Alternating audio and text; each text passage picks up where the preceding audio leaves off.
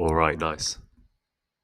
So today we're going to be doing a Q&A based on the NoFap method versus the Beyond Compulsion method. Everything pertaining to compulsive pornography behavior, aka porn addiction, and masturbation. And a lot of questions have been asked about certain concepts and certain things seen in the content of this channel. And so I thought this would be a really good thing to sort of cover these concepts in a little bit more depth so we can get a bit more clear on things. And also sort of talk about the extensive sort of uh, arc that I've been on. So trying to quit pornography for about 9 years, being in the addiction full time for about 17 years. And hopefully I can share some things that experiences, things that I've tried and not worked, etc., and bringing that back to the Beyond Compulsion method, which ultimately uh, got me to successfully stop my compulsive behavior. And so, yeah, we're just going to cover a few things. But yeah, I've got a load of questions here I think that will be useful to answer. And hopefully we can split this uh, Q&A up into separate sections, and so you can jump to the bit which you want to know about. But yeah, hopefully we're going to have a good time. So I'm just going to get these questions up right now.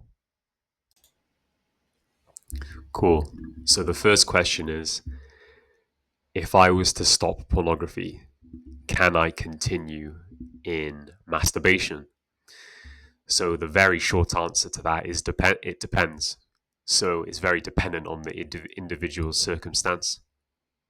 What I will say is that typically, in most cases, masturbation is already part of the compulsion. So typically, when we start our pornography compulsion, masturbation comes hand in hand with that. And so it's part of the same compulsion, part of the same addictive behavior, right? But if we were to just dive deep a little bit on that one, essentially what you want to do is when you're assessing a behavior in your life, you want to weigh up the benefits and the negative consequences. So let's take pornography, for example. So credit where it's due. The one benefit that it brings you is getting you out of the temporary discomfort, the, getting you out of an urge, right? So once you engage, you get released from the urge, right? And so you've dealt with that. However, the negative consequences are you feel a lot of shame, you feel a lot of guilt, you feel not congruent with yourself, you feel a lot of the post relapse negative thinking that we're all used to, very irritable. The list goes on, as we all know. And so that's what you want to sort of weigh up when you're assessing these behaviors, right? And so when it comes to pornography, or if you're, where you're just watching pornography, just viewing pornography, just using it, or you're using pornography and masturbation, that would apply. And most of us are very acquainted with that situation. But let's say, for argument's sake, that you engaged in masturbation and you felt that after masturbating and engaging in it, you didn't feel any of these negative consequences. And then so you're sitting there wondering, well, Joe, I masturbated, but I'm not feeling, this is really negatively affecting me. Maybe I felt a little bit guilty, but it's way better than when I was engaging in pornography. I'm just feeling a lot more less shame just by masturbating, right? And so to that, what I would say is, well, I think the first thing you should identify is, if we're asking this question, I think there is a little part of us which is thinking, well, is this congruent with me? Am I okay with just masturbating, even if it's like a little bit of negative feeling about it, and I'm not feeling shame after it? If I'm asking this question, perhaps there is something that I don't like about it, and if that is the case, then perhaps it is a compulsion. I should be viewing it as a compulsion. In the sense that if I was to have a tool where I could which I could apply to pornography and stop my pornography behavior, I would apply it to other areas of my life as well. Because getting out of compulsion is something that you want to do with many areas of your life as possible. So if you can apply this, if you can apply a method of being able to stop yourself in your tracks in the moment, weigh up the choices with the rational mind in the moment, process the urges, process the discomfort, and make the right choice. If you can apply that to pornography, then you could also apply that to a food compulsion, or you could apply that to a uh, scrolling. And I know it's ironic because we're on YouTube right now, but if you could apply that to just masturbating as well, then if we're sort of weighing up the benefits here, so if we have option A of I choose to just masturbate and I feel a little bit guilty, but I'm not feeling that shame after, then even that little bit guilt, okay, whatever, that's option A. Option B is I want to masturbate right now, but if I can sit with the discomfort and make the rational choice to sit with it and then not masturbate, and then feel congruent and feel confident and a lot of self-trust in myself that I got to the other side of that and made the right choice, I think option B is a lot more fulfilling reward, in my opinion, and it is. Um, I'm sure that we could all agree with that, really. Um, I think I'll go over a personal story. So, what I did when pertaining to this question, there was one thing I did, which was my strategy at one point was, okay, I'm just going to engage in masturbation and see how long I can do that for. My strategy is to keep myself off masturbation, on masturbation, to keep myself off pornography, right? And so I think maybe I got to like just over 2 weeks or something like that just by masturbating, until eventually it led me back to pornography, which is typically the case with a lot of people when they just choose, okay, well, my strategy is just masturbation and see how long I can go for, right? So I ended up back at my pornography compulsion because there was still a lot of junky thinking that was being invoked inside me just using the strategy of masturbating. So on the one hand, I was coming from a position of powerlessness. I felt that I had to do this. I felt that I had to just masturbate in order to control my desires for pornography, in order to like keep myself away from pornography. I had to do this one thing, which I was still not congruent with, but I was trying to do damage control, if that makes sense. And so I definitely wasn't in control. I wasn't. Uh, it was like a choice that I was felt that I had to make, which it doesn't come from a position of control or strength. It comes from a position of desperation and weakness, which is not a good place. And so, second of all, I had other compulsions while I was trying to use this strategy. So, for example, a lot of scrolling compulsion, and then I also had, other perhaps like the food compulsion here and there, which um, weren't serving me either, because it's the whole issue of being in control of compulsions, which is the goal here. So I personally wouldn't advocate for masturbation only. I would just advocate for controlling all these behaviors and being in control, with the right method, with the right tools, with the right mental stance. But ultimately, it is your choice to make. Next up, so I heard you mention that using replacement behaviors as a way of stopping our behavior with pornography is not an effective strategy. Why is this? So, this goes back to the principle of addicted neural pathways. So, over years of usage, we get ourselves in a position where we are wired to want to watch pornography due to neuroplasticity, repeat behavior over time. We developed those addicted neural pathways. And so, what this means is that we have developed a compulsive desire, aka the desire to watch pornography in this case is compulsive. And if we're using replacement behaviors, trying to delay or trying to escape the situation via a replacement behavior won't resolve the situation, because the desire will crop up again, the desire will come back later, and you'll still need to deal with it. So let's put this in a scenario. So what I used to do when I was in the full-time addiction was I would be sitting here as I am right now, and I would feel a really big urge to watch pornography. And so what I would do is I would put my trainers on, go outside, and I would do a lap, run a lap around the block. I'd perhaps do some push-ups, maybe some meditation, or do some audiobook listening. And what I found was perhaps the urge sort of subsided when I was doing that, right? But then I would come back to this position right here at my desk, and I would be thinking, oh, damn, I'm feeling the urge again. And this is what I mean, because compulsive desire refuses to be ignored. And until you connect and address the desire directly in those moments, you won't ignore it. You won't be able to ignore it, because it will be there. The urge will be there. The discomfort will be there.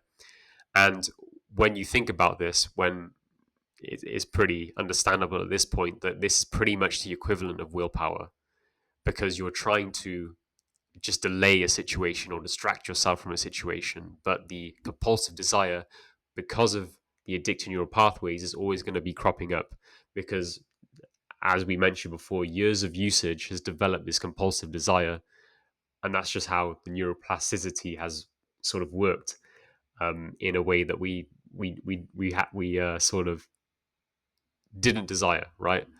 We didn't want that consequence when we were engaging in it before, but we didn't think about this when we were engaging for all those years. But we're in this situation now, and if we're using replacement behaviors as a strategy to stop our pornography behavior and try to long it out using this method, it's the equivalent to willpower. And ultimately it leads you to a situation where quitting is just a drag. It doesn't feel enjoyable. It feels like a struggle. It still feels that you're not in control. It still feels that you're quite powerless, because you're trying so hard to not uh not give in, if that makes sense. And so it's still a struggle. So um, what what we would benefit from is a tool that we can use, a reliable tool that we can go to and say, okay, when I'm feeling discomfort, when I'm feeling an urge, I can deploy this method, I can deploy this education that I've learned already and prepared for. So when an urge comes up, I can use that, process the urge correctly, tap into the rational mind, and make the choice in that moment and stay in the moment. And so, yeah, guys, using replacement behaviors is pretty much the equivalent of willpower when you think of it in this way. All right, next. So, is it the case that you say that we should not be avoiding triggers? Yes, this is the case. And I just want to set a preface here to say that when I was in two other paid programs before the Beyond Compulsion Academy, and when I was doing all the free NoFap Reddit stuff, right, for years and years, I was very conditioned in this mindset of identifying triggers and staying away from them.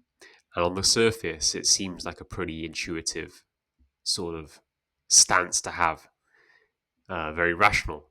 But ultimately, after joining BCA, I learned the pitfalls of this mindset.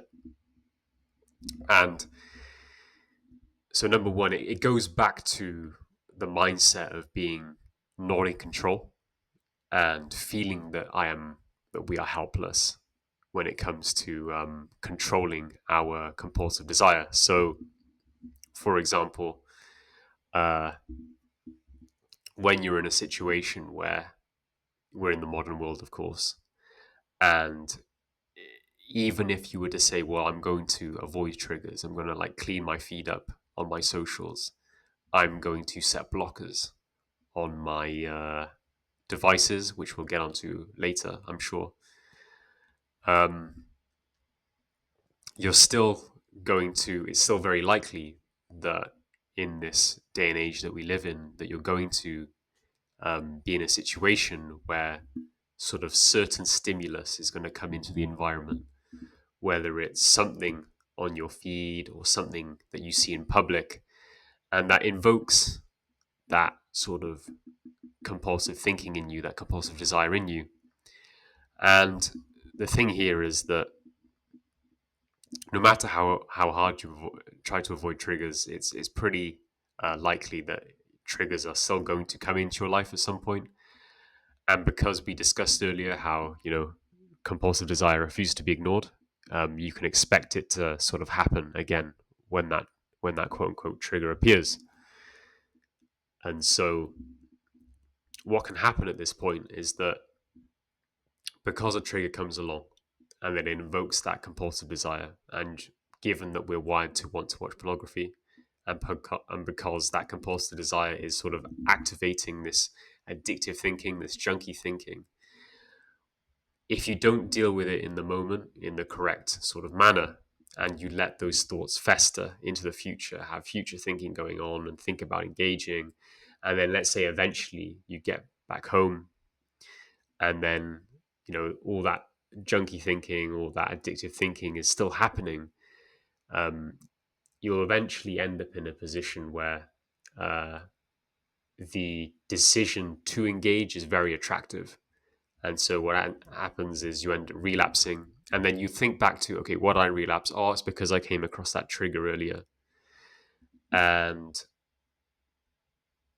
in that moment, you're like, well, a trigger happened, so that's why I relapsed. And then again, this is the whole helpless situation at work here, because something happened, and you just didn't know how to deal with it in that moment. You default to that position of helplessness, caused by that junky thinking, by that addictive thinking, and therefore, even if you set all these things to avoid the triggers, you still end up in that situation. So, um, avoiding triggers coming from a position of helplessness and hopelessness is definitely not the strategy here. Now, what I want to preface this with is that there is a level of sensibility here. So when I say don't avoid triggers, what I'm not saying is if you're in the process of stopping your compulsive behavior, especially with pornography, you don't want to be, setting all these, social feeds to completely unfiltered, right? It would be sensible for you to stop using things such as social media. It would be a sensible idea to not frequent places where you're exposed to stimulus which may invoke compulsive desire in public, for example, right? Not that you should, but you shouldn't be in the mindset that you need to set up these blockers. You need to set up these things because you feel helpless if these things come into your life. If these stimulus comes into your sort of, um, what would you call it? Your perimeter, your environment, right? You want to ensure that when these things appear, when the stimulus appears, when the stimulus sort of invokes this compulsive desire, you're able to deal with it in the correct way, ground yourself in the moment, put the rational mind in control, use the tools to process the urge, and make the choice in the moment to engage in or not to engage, and really use tools to deal with all this junky thinking that comes up. So that's what you want to do. The second point I want to make about this triggers thing is that what triggers are essentially here, what we're talking about, are moments of compulsive desire. And so whether it's something that happens in your environment, whether you see or smell something, which is like an environmental trigger, which is the trigger that we've just talked about, the type of trigger, or it could be an sort of an inward sort of compulsive desire. So an inward trigger, trigger, um, that happens, right? And so, for example, what I would say is, in my situation, I would be sitting at my desk working, and then I would have that compulsive desire be invoked. When I was working, nothing came in, no one came in, or I didn't see anything. I was just working, but that compulsive desire came up, and it got invoked. because that's the nature of addicted neural pathways. You're expected to want to, well, you're expected to have these desires, and you're expected to want to watch pornography if you have that compulsion. And I would just want to masturbate in that moment. I would want to edge. And this was during the workday and nothing else was happening. So what I'm saying here is that even if it's an inward compulsive desire, or it's something like a stimulus from the environment is happening, you want to deal with the compulsion in the same way. You want to treat them in the same way, sit with the discomfort, process the urge, process the discomfort, be in the moment, put the rational mind in control, make the right choice. And using the method for these situations when the discomfort comes up are the biggest opportunities for neural rewiring and growth. And over time, when you do this action repeatedly and you have the right methods, you have the right tools, the benefits compound over time. And we can talk about that later. But yeah, this is what I wanted to say about triggers. Okay, nice. So the blockers one has come up. So I find it strange that you do not advocate for blockers. Can you explain? So I've gone through several blockers before. I've been with a few different types of software under different circumstances. So typically, you can purchase blockers to block adult content on your devices. And there's also some blockers which also come with a monitoring technology. So you have um, an accountability partner that you can partner with, and they also have the sort of activity log where they can see like the screenshots and the internet addresses that you have been accessing throughout the day. So there's all sorts of different things you can do, and you can attach like one license to multiple softwares and stuff. Anyway, so this is what my experiences of blockers, and when using blockers, I used a blocker in both paid programs that I was in before the Beyond Compulsion Academy. So I had active subscriptions on both of those paid programs, and what I found is that, of course, blockers don't address the sort of concepts that we've been talking about. It doesn't address addicted neural pathways. It doesn't address sort of sitting with discomfort and processing the urges in a certain way and through a repeatable process, of course. So what I found was that when I installed blockers on my devices, I would sort of gamify my experience of uh, engaging in pornography. So I'd have to solve a puzzle of trying to uninstall the blockers and get past the blockers in order to finally reach the pornography as some reward, right? But yeah, ultimately, I would find that my blockers would be deactivated because again the compulsive desire was being invoked and I did not know how to deal with it correctly. Even going through mentorship and even going through these other paid programs, I wasn't able to process the compulsive desire correctly at this time. And so I would uninstall blockers and reinstall them and uninstall them again, and it didn't get around the software. It didn't work with the software, right? And even then, you still have like these things that can get past blockers. You can have different browsers, all this stuff, and that was sort of my situation. And so blockers weren't really a sort of barrier between me and the pornography anyway.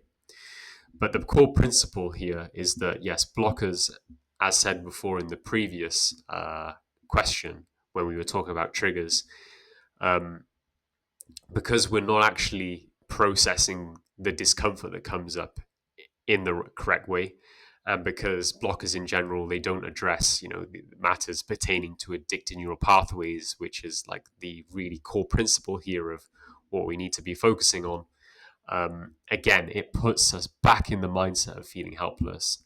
It puts us back in the mindset of I need a blocker to stop myself from watching pornography because I don't trust myself. I don't have the right tool set. I don't have the right abilities. I don't have the trust in myself to not engage in pornography, and therefore I need blockers. Therefore, I need this sort of software, this barrier to ensure that I do not engage with quote unquote triggers, right? I need this barrier so I don't engage in this stimuli.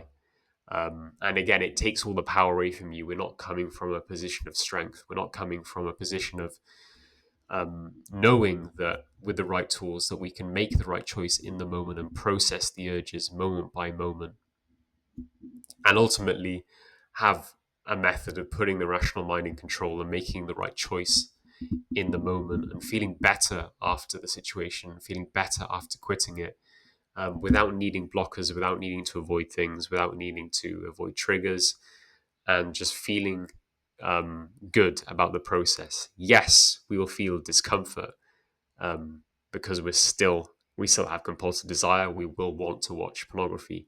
We will still want to engage in pornography. Yes, the wanting is still going to be there, but because you have a process, because you have a system that's repeatable, that you can use again and again and again and feel the benefits of that.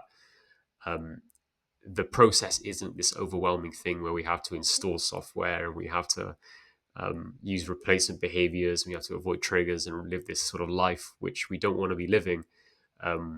We don't need to do any of that. We can just go to a system that works, and repeatedly, through repeated action, we get the outcome that we want, so we can live congruently. I have failed countless times before. How is the BC script, the Beyond Compulsion script, that is going to help me get out of this situation? So, for those of you who don't know, the BC script is the tool of choice for the Beyond Compulsion method that we read or listen to in the moments of discomfort, aka urges, in order to make the choice, the better choice in the moment when we feel the compulsion to engage in that very moment.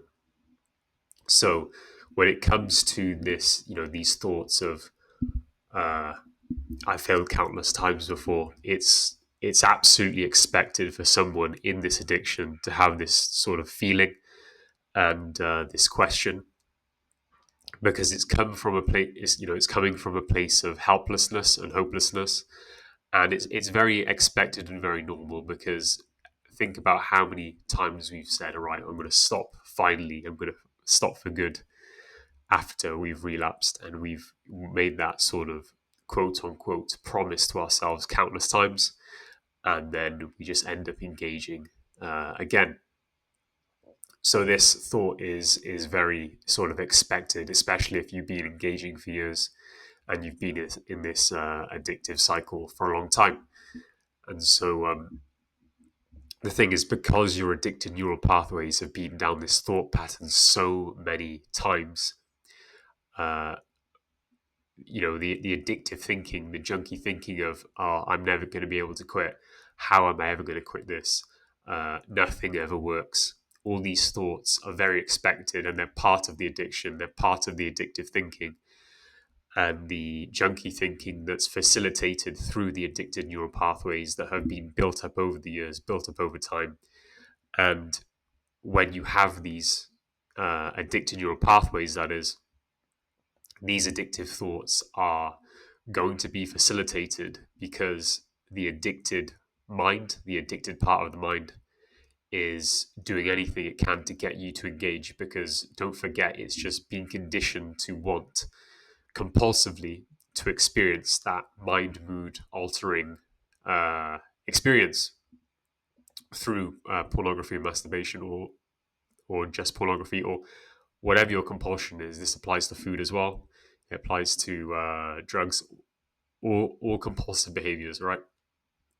So a lot of this language that's being, in our being facilitated via these addictive neural pathways are very expected, and is very common, especially with the addiction to porn, that is.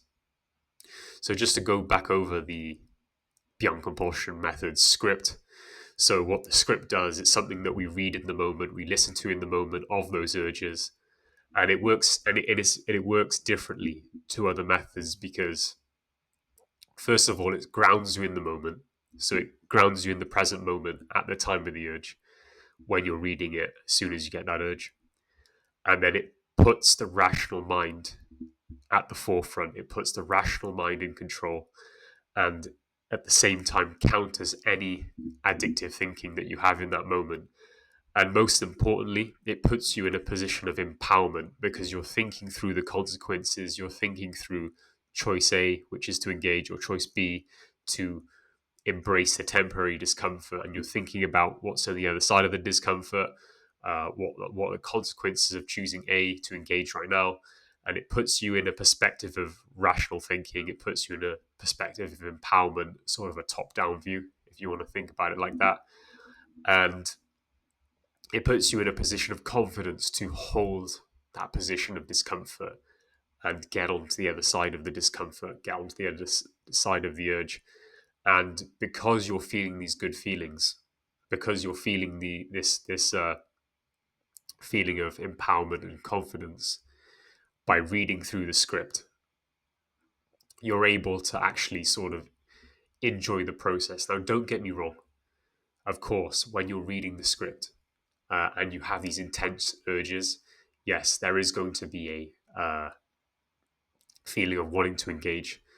And part of the script is acknowledging the fact that you want to engage, uh, putting you in that position where you're acknowledging, yes, I do want to engage. That is true, but I'm going to be thinking about this choice, and I'm going to do it from a position of control and power. So that's how the BC script would work differently to other methods in this situation. Okay, so this one says, I notice that a lot of coaches in the addiction recovery space, porn addiction recovery in particular, use working out or fitness as a cornerstone recovery tool. I notice that you don't hold this opinion. Why is this? So I think the first thing to make clear is that I'm a total advocate for any behavior which is going to bring benefit to one's life, whether that be working out, sport, self-development, or building a business. Right? Any of these things are great, and in fact, um, these are great things that can sort of fill someone's time when being on the straight line, when being away from compulsive behavior, being outside of a full-time addiction. It's the most sort of opportune, excellent time with this whole new lease of life. Once you're not engaging, using this, using your tools consistently, and not uh, engaging and embracing discomfort. These are all great things I'd advocate for, but the reason is, um, any of these sort of things that I listed apply, but let's obviously concentrate on the working out one, the fitness one. So the reason why I don't advocate for fitness as a recovery tool, is because it doesn't connect with compulsive desire. It doesn't sort of address the uh, factor of addicted neural pathways directly. And like I said, you don't want to fall back into the habit of using a replacement behavior as a form of recovery. It's important to be focused on the right things when you're in recovery so you can actively rewire, actively, proactively use tools in order to be ready for moments of discomfort, to ensure that when the discomfort arises, you use the tools and you focus on using the tools provided. And uh, yeah, don't get me wrong. If you're someone that wants to be working out and do their fitness routine, maybe you're already on a fitness routine. By all means, keep on doing it, but ensure that it's not sort of something that you're using as a form of recovery tool. Use the tools that rewire addicted neural pathways. It's very important to be intentional about using the tools. And I remember actually reading something uh, on the position of fitness and working out as a recovery tool. If I remember correctly, there was an argument made to say that, well, if you're going through a transformation of your body, it's one of the best, one of the best things you can do is change your perception of yourself. So if you got a new body, you're going to see yourself differently, you're going to feel differently, and you may feel that you're a new person, and so therefore that perspective has changed, and that's all well and good, and this is something that I advocate for completely, but it doesn't change your addictive neural pathways. Me being a case A for that, like a complete what's the word I'm looking for? An example, like case example of this, right? Um, Going through body transformations, I was still in the addiction. It didn't take my compulsive desire away, because obviously, if you're using these behaviors as a recovery tool, it doesn't connect with compulsive desire directly. It doesn't intentionally target the addictive mechanisms at play here. And like I say, inner work is great. Do your inner work, do your work to change, feel different about yourself. But this isn't going to make the addiction go away. You want to intentionally work on the things that are causing, excuse me, you want to actively target the mechanisms that are activating the addiction, which are the addictive neural pathways, the junkie thinking, and you want to use tools to counter them intentionally. Oh man, I knew this was going to come up. So this one says, so you're now saying that relapse is not part of recovery? Yeah, so on this one, this is a sort of motto where places such as NoFap and the other recovery coaching programs I've been on have sort of taught me, right, that you have to go through relapses. And relapses are part of recovery. And it depends what perspective you take on this, but um, being in this method and being someone who's been on the straight line already, I think it's important that we have to be objective about things. And with this motto, uh, and I know I was totally there. Like I was totally someone who was like, yeah, relapse is part of recovery. So the answer is that no, relapse. The position I hold is that relapse is not part of recovery. And I don't want this to actually sort of scare or dishearten anyone here. In fact, I want to sort of give off the opposite energy in this case, to sort of empower everyone watching, because we are taking a more of an objective stance and that we're not falling into this thought pattern. We're not going into this thought pattern of thinking, yeah, relapse is part of recovery. So relapse is not part of recovery.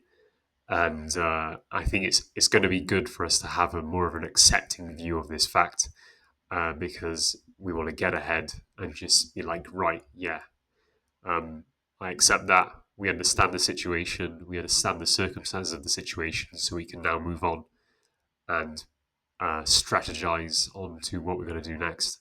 So that's the energy I want to give off, and it's not to dishearten or scare anyone. But the reason why I and everyone in the Beyond Compulsion Academy holds this opinion is that if you when you think about it, when we've all relapsed countless times, and every time a relapse has happened, what happens? So the desires come back a lot stronger. We fall back into addictive negative thinking, and when it comes to lessons, these are pretty much the two lessons that we learn, right? They're the only things that we learn. So desires come back stronger, all the junkie thinking comes back stronger, more negative thinking. and all these symptoms, come back. That's all we really learn. And before, we heard, I think when it comes to the forums, when it comes to even ourselves telling ourselves like, okay, well, I learned the lesson of, okay, well, this thing's a trigger, and I realized that my personality is like this, so I'll be careful next time and all this stuff. Yeah, the best thing to do is obviously refer back to the whole trigger question that I was saying earlier. And guys, don't get me wrong. Look, I was someone who was like, yes, relapse is part of recovery, but look, I'm here to say no. It's not. We got to be objective about this, and all that happens is we just get back into the addiction, we get back into desires, we get back into negative thinking, and that's the lessons that we learn. So the bottom line is the thing that keeps us in the addiction is when we engage in it, right? The thing that keeps us in the addiction is us engaging in the behavior, engaging in pornography and masturbation. That's the main takeaway of this. All right, so the next question is, how do I know when I am recovered? So we're going to change the perspective of all this right now. So in the Beyond Compulsion method, um, you might have gathered from the previous videos that we do not count days, right? So what we do is we use this concept called the straight line. You may have heard me mention it earlier. So we use the concept called the straight line.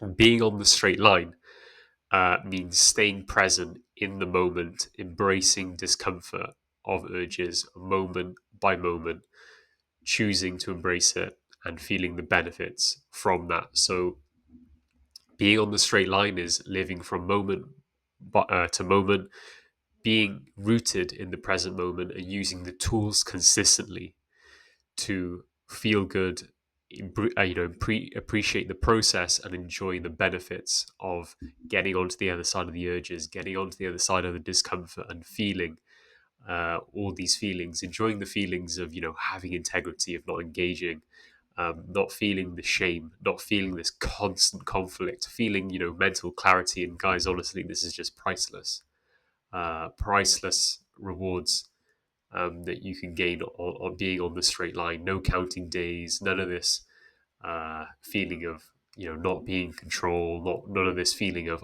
when I'm going to relapse next. It's staying in the moment, embracing the discomfort moment by moment, using the tools to get you through those moments and just feel clarity and just not feel all this conflict. And the thing is, after um, going through so many moments of embracing the discomfort using the tools and being on the straight line, you'll notice all these benefits of feeling all these good feelings, feeling integrity, not feeling constant mental conflict that we're also used to. And uh, they these benefits compound over time. So like the first moment you get through, the first time you get through urges, that's one, and then the next one, it just compounds. These feelings compound, and it's awesome. And the thing that you want to realize is that these benefits come a lot sooner than you expect. So we take ourselves away from this culture of just to reference the NoFap stuff. Again, typically what you know is like you'll say, okay, well, someone's reached day 30 or day 60 and they're feeling this, that, and the other. You don't have to wait until X days to feel good. You can feel good as soon as you go on the straight line. And basically, being on the straight line means using when you're on the Beyond Compulsion method. That is, um, being on the straight line starts when you have all the tools that you require, all the tools needed to embrace the discomfort moment by moment. So once you have those tools and you feel ready, you'll be on the straight line and you'll begin the work, and hopefully that'll be a very enjoyable process. Um, and it's pretty much been like that for the majority of people, as I can see. I can definitely attest to that. And I think it's worth mentioning in the Beyond Compulsion Academy, once you've learned the tools to be on the straight line, um, there's this thing called the Liberation Day call, where you're given your call and you're given the last sort of briefings about like the tools and what to expect when you're embracing urges and stuff, how to deal with addictive thinking that comes up that you expect to come up, and normal feelings of wanting to, how to deal with the normal feelings of wanting to engage and all this stuff, and how to get through that. We have this Liberation Day call, and as soon as that is done, you can get started, and that's when the straight line begins, and you can feel good right from the bat. You can feel good right from the moment, and it's nothing. It's definitely not like other things I've done. Definitely different to NoFap. And we all give ourselves the permission to feel good from that moment on, and just live our best lives right from the bat. And so yeah, no counting, just living moment by moment. That's the straight line. All right, so this one resonates with me a lot. So the question is, being in this addiction, did you have feelings of non-deservingness of good things in life? Uh, Man, yeah, really relate to that. And yeah, totally felt this before. I think a lot of guys in this situation have definitely felt this. I think it would be a good thing to say, actually. So, a lot of guys that I know through NoFap, through these other recovery programs, and through BCA, Beyond Compulsion Academy, we all come to a unanimous agreement that we don't want pornography as part of our lives anymore. We don't want to have this compulsion anymore. It just has no place in our life. And I say, very confidently that a lot of the guys I meet through all these programs, throughout all these years I've been actively trying to quit for 9 out of the 17 years, I come across these guys who have really good lives. They have good ambitions, good careers. They have good motivations for themselves. A lot of them have families. And most importantly, they really have like a high standard of living uh, for themselves. They expect a lot out of themselves, in terms of they really want to reach their highest potential in life. And what I can confirm is that the unanimous sentiment was that this addiction in particular seemed to be the final boss of the addictions, of the compulsive behaviors. And one of the addictive thought patterns that we all had was that we don't deserve the next good thing in our life, whether that be whatever that is, right? Whether that be a family, a new job, like the next sort of uh, goal that we want to achieve in life. We feel that we don't deserve it because we haven't closed this chapter of porn addiction off, and because we've been trying for years, we get into this very frustrating place, and we get so frustrated that we can't close this chapter off. And so we feel, these feelings of non-deservedness, of non-deserving of good things in life. It actually compounds over time, because when we're using ineffective strategies to try and stop this behavior, um, it can really be, we find ourselves in a very frustrating place over the years. And as I think we all know, that leads to a lot of disappointment and shame, for a long time, right? A long time. And, you know, based on the education that I have now, I can definitely confirm that this thought pattern is just part of the addiction. And, all this negative thinking is facilitated by the thought patterns through the addicted neural pathways. Again, going back to helplessness and hopelessness. Why can't I quit? I can't quit. I've tried again and again. I can't close this chapter off. Therefore, I don't deserve good things in life. The addicted part of the mind takes full advantage of this. The addicted neural pathways take full advantage of these negative thoughts, really process them, and keep us in this habit of addictive thinking and junky thinking. And I just want to say again, these thoughts are very expected when you've been in the addiction for a long time. And, the addicted mind again just wants the mind mood altering experience and wants to use these thoughts as a means to get you to engage. That's the bottom line. And look, it doesn't matter about the whole dopamine, delta phosb. They're just this, a physiological vehicle of the equation. The addicted part of the mind just wants to get you to engage, and all these feelings of non-deservedness will be used and utilized by the addicted part of the mind as a means to get you to engage through junkie thinking.